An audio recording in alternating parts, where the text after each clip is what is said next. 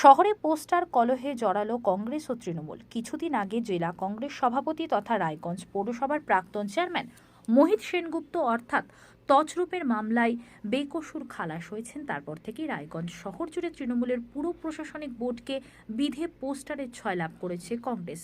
পোস্টারে লেখা রয়েছে 2017 সালে রায়গঞ্জ পৌরসভার পুরো প্রশাসক ও তৃণমূল দলের চক্রান্ত মোহিত সেনগুপ্তের ওপর করা মিথ্যা মামলায় আদালতে সত্য ও সততার জয় হলো।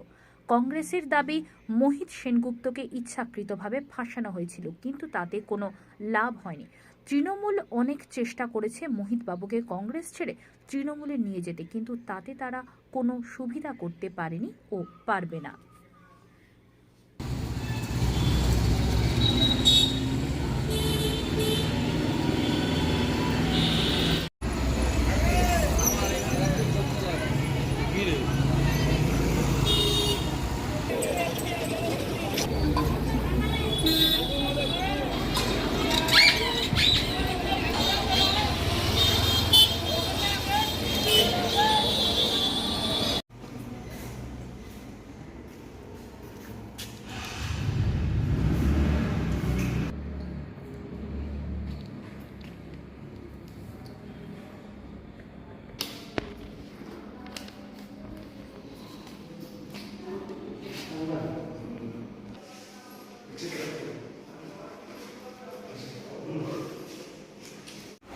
ইয়ের বাড়ি লিটনদের বাড়ির বাড়ি ব্যাকব্রাশ করে চলে আসা ও বলে কি 270টা ওয়ার্ক অর্ডার ছিল, তো 69টা লিখছে কেন?